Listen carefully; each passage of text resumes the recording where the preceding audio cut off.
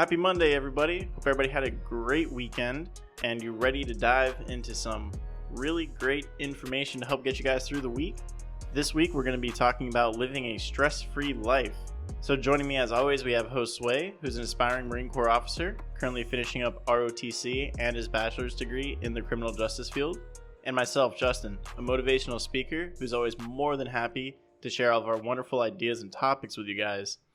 Today, we're going to go through one of the main tips that I use to continue to live a more stress-free life. The main drive behind this idea is to focus on your world. It's ultimately derived from Stoicism, and it mostly focuses on things that are within your control. And I know it can sound a little weird saying to focus on your world, but I use this all the time whenever I talk to friends and family, and especially my wife, whenever she's talking to me about issues at work, issues just going on around the world, things that she's thinking about. And I'm like, well, how does that affect your world though? Is that really a part of your world? And sometimes she has to take a step back, and it's kind of hard to think about. So this is why this is a topic I kind of wanted to jump into and kind of explain a little bit deeper and give you guys an understanding of how to be able to focus on your world so that way you can manage your stress more easily. Yeah. I mean, it's a little controversial when you get those like bigger picture thinkers that they're like, I live on Earth, so technically all of Earth is my priority, and me as an individual, I'm going to make the change that, climate control or global warming, and I'm going to affect that, so this is obviously not that. It's more of that smaller scale, your immediate little quote unquote world that you're going to be talking about, right? A lot of reasons for that too is like, if you're trying to be like that global thinker, it's going to stress you out so much because you're like, okay, I'm going to do my part here for, the waste issue, right? I'm going to stop using plastic products. Okay, well, go to China where Coca-Cola and Pepsi use more plastic bottles in one day than what you will consume in your lifetime. Yeah. So what does it really mean for you as an individual to stop using plastic products? Is there a point? Of course there is, because, we need to be good stewards of the world. But I get into that as we talk about, your world and what it means to kind of look outward from that as well. Yeah, you have to really narrow in what your world is really consistent of. There's a couple reasons for this and why it also helps keep the stress levels low. The first being, if you're trying to make a change for something outside of your control, just like I mentioned about the plastic bottles, more than likely you're going to lose. And if you're losing on something you're trying to change, and especially if it's something that you're going to be passionate about or something you genuinely care about, it's going to put a toll on you. It's because you're going to lose on the bigger picture, but for yourself, you could be winning. And you're not going to realize that, because if you stop using plastic and all your neighbors are still using it, it's not much of an impact. But for yourself, it is a personal victory. It's just that, globalists don't see it that way. Yeah. And it really is a shame. It does need to be more about the individual on that case. Yeah. The second point is being able to focus on your world gives you an idea of where you need to set mental boundaries. And it's also going to help declutter your mind from all the excess garbage that's out there. Okay. So just to backtrack a little bit. So the first point, it's mainly like a perspective change that we're going to have to start implementing to narrow in what the boundaries are in our world before we can start making the changes needed. Because like you said, with personal victories, it's just an issue of not realizing our personal victories. When we can recognize our personal victories and understand those changes we make, it can bring a lot of fulfillment to you. Yeah. But when you don't have those boundaries set up and you're seeing everything in this big picture scheme of things, it's a really daunting task. Yeah, it's going to keep weighing you down, feeling like you're not accomplishing anything. Yeah, and it's not even something that any single individual needs to handle, and yet we try on a daily basis to do that, and it's terrible for your mental health. So when we talk about your world, it is all about setting up those boundaries and understanding what's inside and what's outside. Because I'm not saying you're turning a blind eye to everything going on in the world. You're like, oh, well, the starving kids in Africa doesn't affect me, so screw them. I'm going to eat this extra steak or something, Yeah. right? And that's not the idea, because obviously if you want to get out there and you want to help those people, there's ways to do that. Yeah. But it's taking a certain level of care, a certain level of mental energy, and of your time into what really matters. Yeah. And being able to be in control of the things you are in control over, and then everything external of that, you give care, you give caution, you do what you can, but at the same time remembering where you need to put your focus. Yeah. Because if your life is in shambles and you're out here trying to do this this thing that's bigger than you, I mean, come on, you can already see how that just leads down this dark path, this path of troubles. Yeah, for 7 billion people, I'm sure that the only realistic time that happens is in movies. Yeah. Because, I mean, come on, 1 out of 7 billion, you're not going to have those kind of odds on your side. We haven't seen it yet. Yeah. You know, you're probably not going to be the one.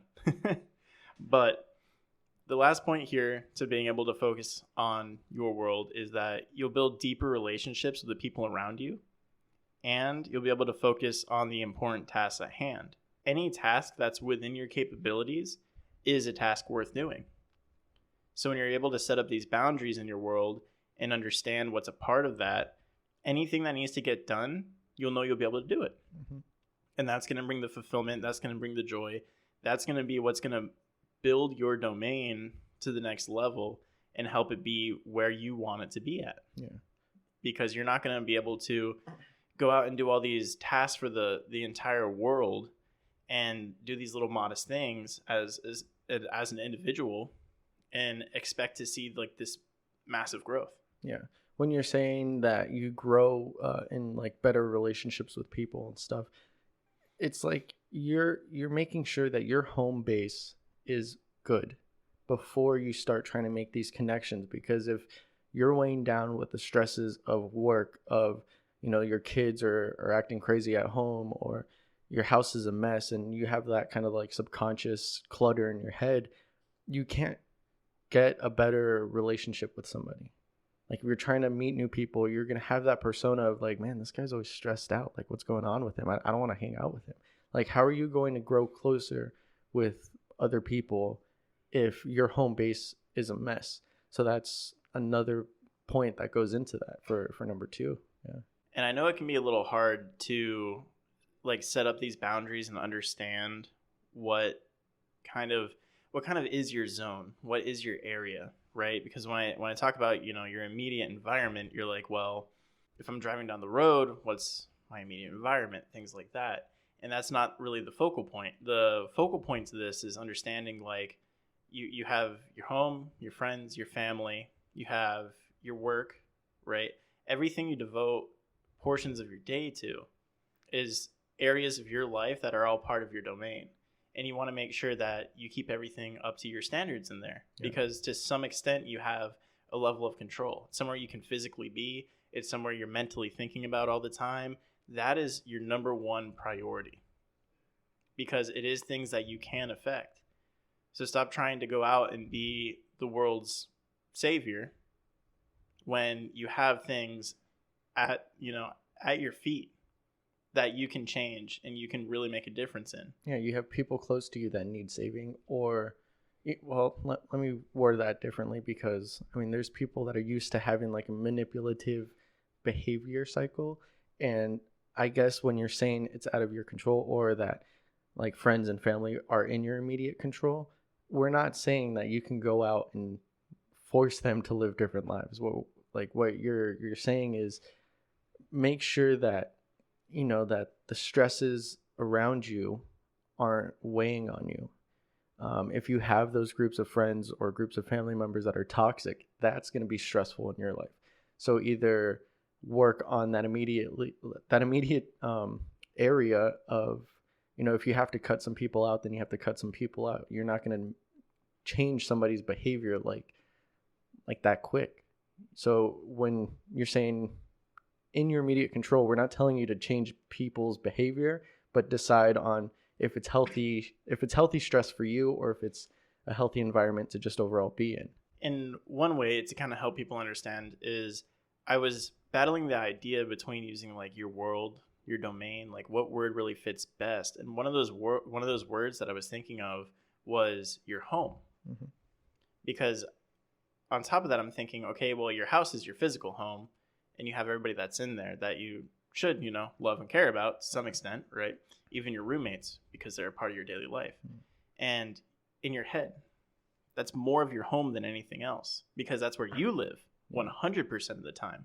It was a hard word to pick, and I obviously didn't pick it because then people don't think of like work and things like that. And it's like, well, work kind of is part of your home. It's an extension of your home because you're there all the time. Yeah, you're going to go home and you're going to start thinking about what happened at work.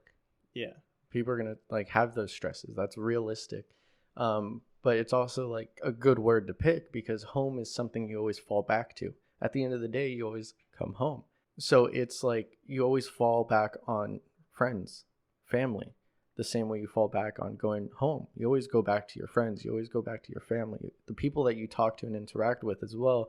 But I like where you're going with focusing on prioritizing your mental before branching out to that first. So that's just to kind of help close in on the idea of what is consistent within your world. And I'm going to go into a little bit of disclaimers here, as I mentioned before, where this isn't really like an act of being selfish. Although in some areas it can sound that way. You could seem like, oh, well, you just don't care about anything. You don't care about what's going on in the world. And it's like, well, no, I do very much. Yeah. But at the same time, what's my energy and my effort worth to that? And to some things, there is potential for an upside. So then I'll get involved in that.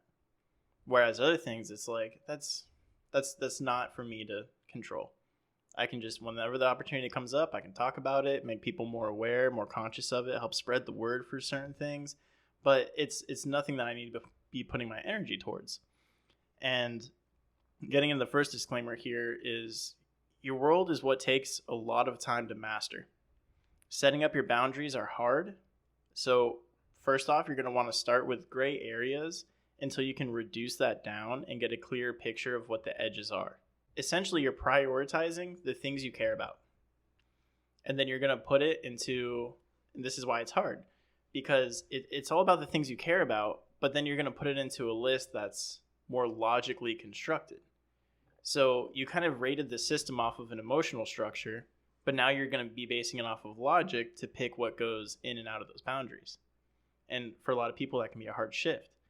But when you can do that, you'll start saying like, okay, well, I do care a lot about global warming. I think it's a big issue.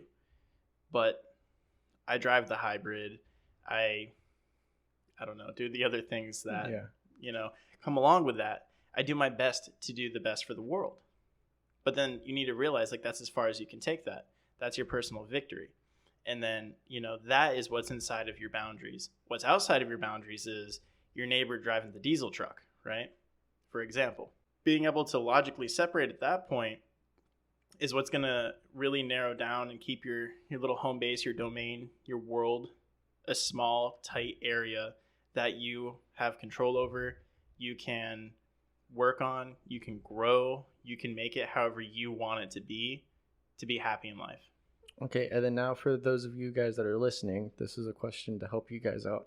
What about the people, psychology speaking, that have a couple more points on the psychopath scale that don't really have that innate like quality of caring for anything?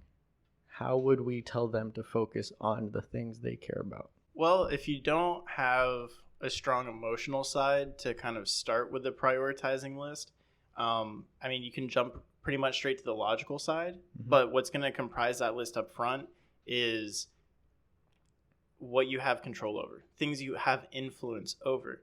Because people who kind of lack that emotional side or have more of that like psychopathic tendencies, sociopathic tendencies or whatnot, they already have these tics about manipulation and control. Yeah. So they're already well versed in what can I manipulate.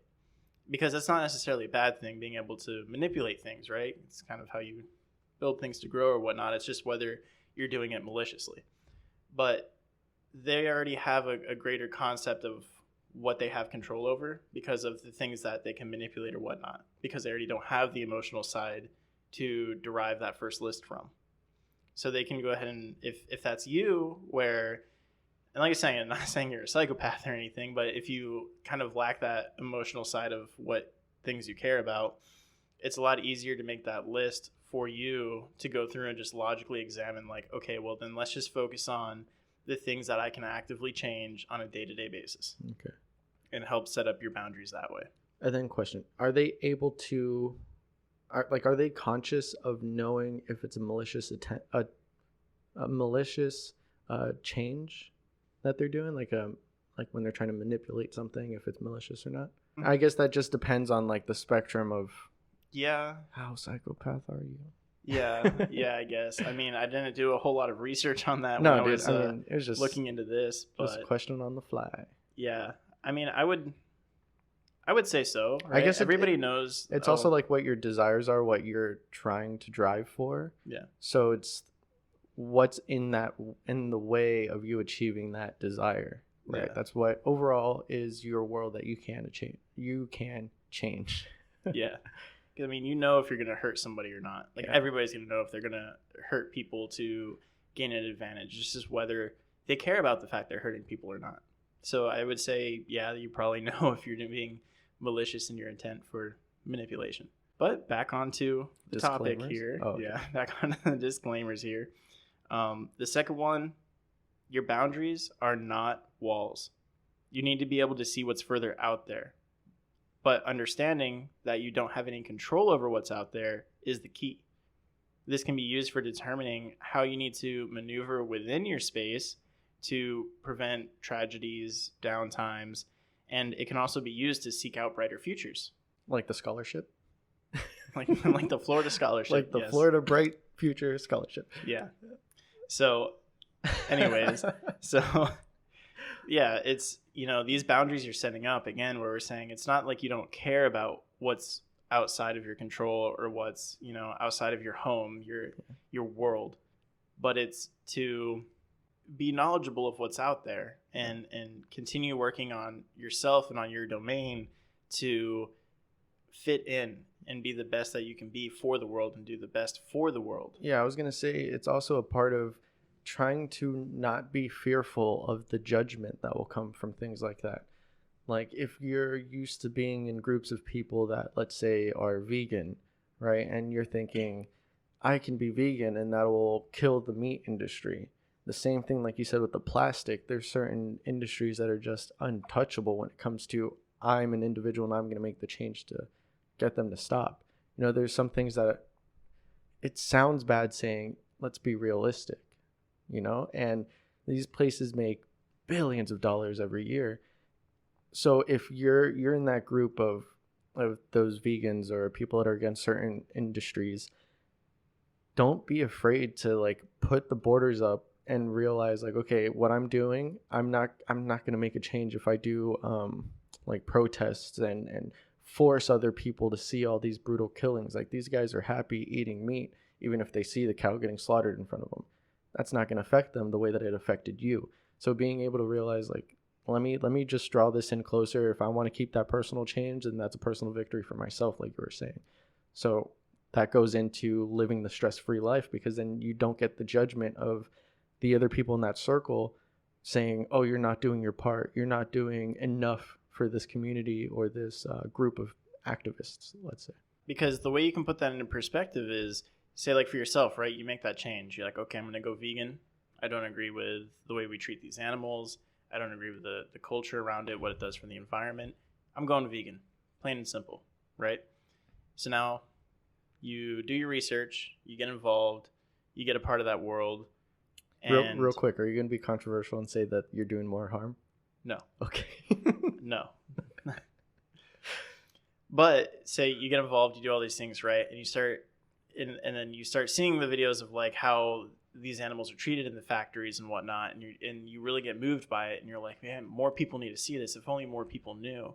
And you join the activist side of it, and you go about that end, that more extreme end of it, and now you're devoting all your time towards trying to end this thing that's a multi-billion-dollar industry with millions, hundreds of millions of consumers, by doing what little you can do in your community, being real here, right? To kind of get the word out. And now you're not satisfied because you're trying to change hundreds of millions of people for something you care about. So how's that going to go for you? How's that going to do for your mental health? Whereas you take the other end of it, right? You do your research, you get involved, and you're like, okay, cool. Now I know what I can eat, what I can't eat, how this really works, what it all entails. and you start eating that way and you stay 100% vegan for 3 years. And I mean, you're just at the grocery store, you get the stuff you need to get for your lifestyle, you go home, you cook it up, you eat it, and at the end of the night, hey man, I'm not hurting any animals, I'm helping the environment the best that I can. Yeah. I'm eating good food, I feel great, whatever case it is, right?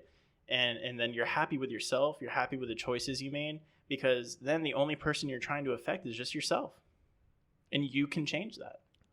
Okay, now imagine, you're saying you're trying to change hundreds of millions of people and their life choices for how they consume food. Try placing yourself in their shoes. What do I mean by that? We've all had those Sunday mornings we're sitting at home and then we hear, yeah, you know what that is. Yeah. How many times have they been able to successfully change your choices in your life?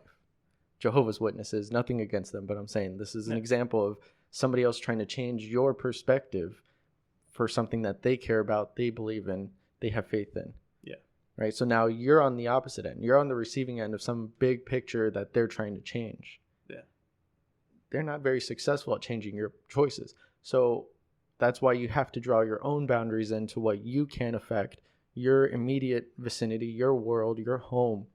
Because if they can't change your choice, why are you going to be able to change their opinions?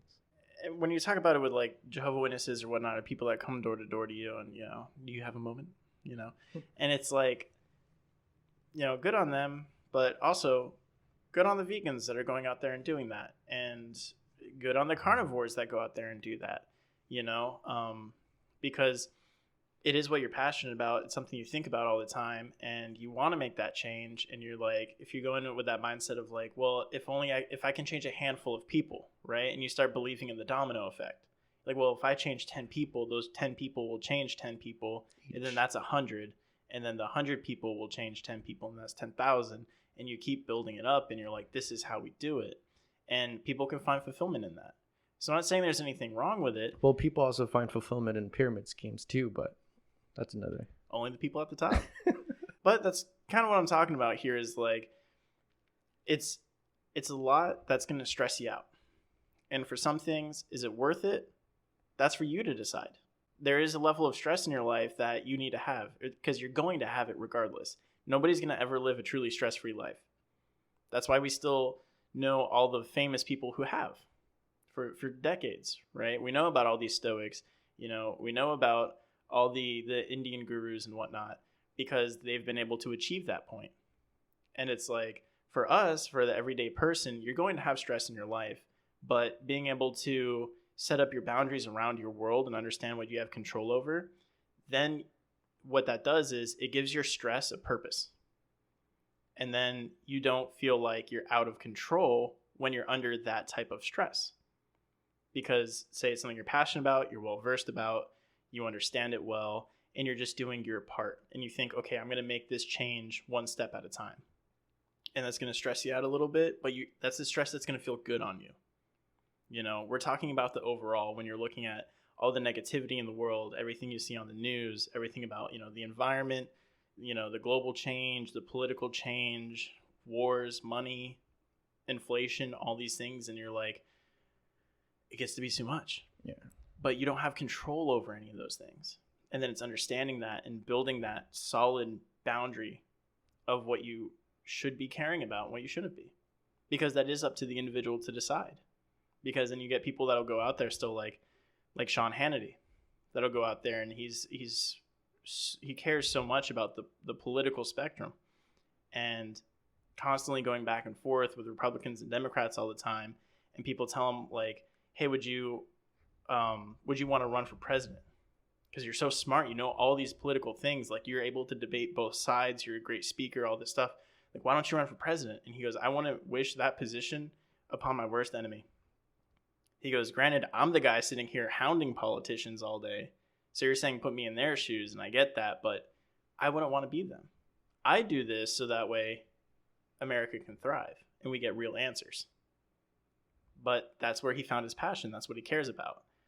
And that brings all sorts of stress with that. Yeah. So you can make changes in these areas. I'm not saying like you're limited to your little modest living, but being able to understand what is modest for you, what is in your control, will help eliminate a lot of these stresses for things that really they don't impact you at all. They don't affect you at all.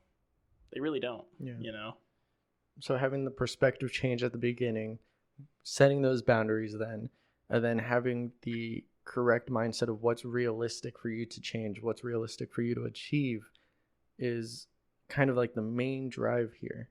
Realizing that your home base has to be first, and you have to determine what your home base is before you start focusing on it. Yeah. And then, so just so everybody knows, you're taking the lead on this. Is going to be like a mini series for living stress-free life. Yeah. I'm going to come out with some points here, some more tips and things that I use to help keep my stress level at a minimum, how I use stress management in my life, and I think we're going to end up making a series out of it. So we'll have it in its own playlist category. Be sure to check that out. We'll keep it going. Yeah, that's going to be every Monday from now on, and to go on. So every Monday and Wednesday, videos come out. Check it out on YouTube. We're also on Anchor, so Spotify, Apple Podcasts, Google Podcasts. Check all those out. Videos only on YouTube. Remember to follow our social medias down in the description. We have Facebook and an Instagram. Oh, then remember we have that vlog trip of us going camping in the middle of a tropical storm coming up. So look out for that. That's going to be a lot of fun and very wet and interesting for us. So keep a lookout for that. That'll be out soon in a couple weeks. Until next time, guys, go on get it.